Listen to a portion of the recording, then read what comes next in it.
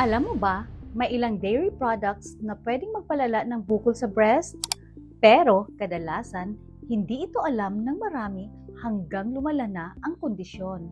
Sa more than 10 years experience ko bilang natural healing consultant, marami na akong nakasama na may malalang bukol sa breast. Karamihan iniisip na healthy naman ang milk at cheese, pero ang malaking pagkakamali, hindi nila alam na may dairy products na pwedeng mag-trigger ng inflammation at tissue irritation. Ito ang mga bawal o dapat ilimit. Number 1, full fat milk at cream dahil mataas sa saturated fats.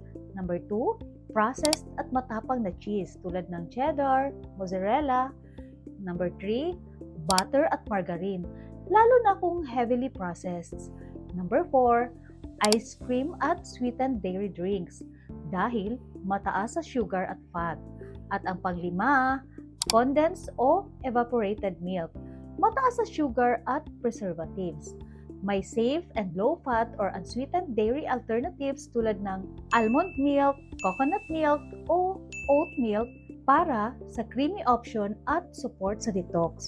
Kung gusto mong matutunan ang complete list ng bawal at safe na dairy para sa bukol sa breast, comment, stop bukol, or DM me ngayon at i-guide kita step by step para masuportahan ang katawan mo naturally.